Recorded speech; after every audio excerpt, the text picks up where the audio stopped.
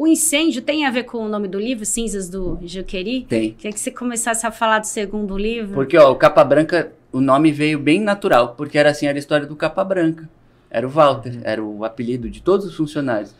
No caso do José da Conceição, a gente foi escrevendo e delimitou que seria o olhar dele.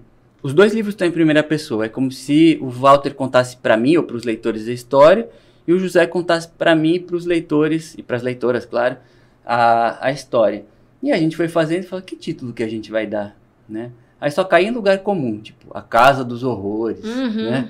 Oh, tá umas coisas nomes de filmes de terror. Tá zero que olha que dá um filme de terror aí que põe qualquer um no chinelo. Um bastidor, assim. A gente chegou na editora, que aceitou publicar o livro, com um título provisório que era Memória das Cinzas.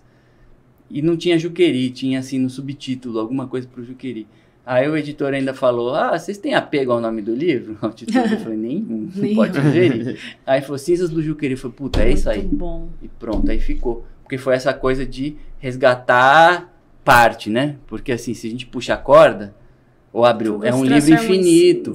Até a primeira ideia do José era fazer a biografia do Juqueri. Eu falei, ixi, a gente vai ficar escrevendo isso eternamente, porque não acaba nunca, né? A gente conseguiu selecionar alguns, as memórias de ambos, né? Do Walter nas clínicas e no manicômio, o José nas clínicas e no manicômio também.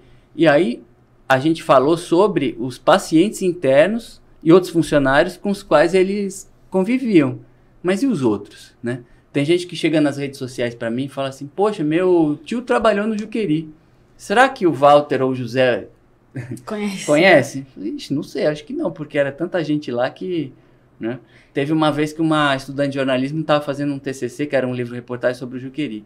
Aí ela entrevistou uma paciente que foi transferida do Juqueri para um hospital perto de Campinas. Ela falou, ela ficava falando para mim de um lugar que chamava Cantinho Feliz. Você sabe onde é? Eu falei, olha, pode ser que seja no Juqueri, pode ser que seja só na cabeça dela. Cantinho Feliz? Porque, manicômio, duvido ter um Cantinho Feliz. Era o refúgio nesse dela. Nesse lugar... Nossa, que judiação. É assim, de tantos horrores que a gente viu, arrancar dente de paciente, espancar, tortura, o que mais assim te impressionou quando você estava escrevendo os livros? De todos esses horrores, olha, né? Dependia do momento. A primeira coisa que me impressionou no caso do Walter foi esse desrespeito com ele mesmo, primeiro enquanto funcionário e depois como paciente. Porque ele nunca era ouvido, né? E aí como consequência, vinham todos esses problemas, né? E foi o que o levou a ser paciente. Aí eu fui entendendo que a gente tinha que resgatar essas memórias para contar a história, e a gente sabe que a história no Brasil ela não é bem... A história, as memórias, aquilo que a gente deixa no passado nunca é bem tratado, né? Incêndio não aconteceu só no Juqueri, tem por toda parte aí. A gente estava até falando antes do Museu de História Nacional. Triste. A própria Cinemateca aqui em São Paulo, que pegou fogo várias vezes, teve até inundação lá. E depois que vai embora que a gente começa a olhar pro lugar. Isso. Nossa, exatamente. que pena. Então, a gente foi uma vez para Rondônia, eu e o Walter, né? O Walter e eu.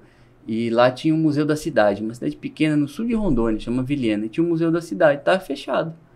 Pô, como que eu vou saber da história do lugar aqui? Nossa, mas o pior é que o museu de cidade pequena sempre é muito bom. Sempre que vai uma cidade pequena, tem um museuzinho lá, tem muita coisa legal. Sempre tem muita coisa legal. O próprio Museu do Juqueri,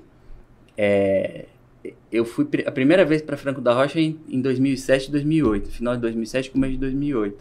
Já falavam desse museu.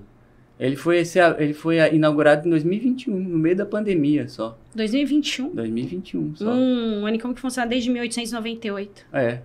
Assim, eu não Mas sei... o Brasil, infelizmente, não o sabe Museu de cuidar dos seus Ipiranga ficou museus. fechado aí um tempão. O Museu da Língua Portuguesa pegou fogo e foi reaberto faz 2 anos, praticamente.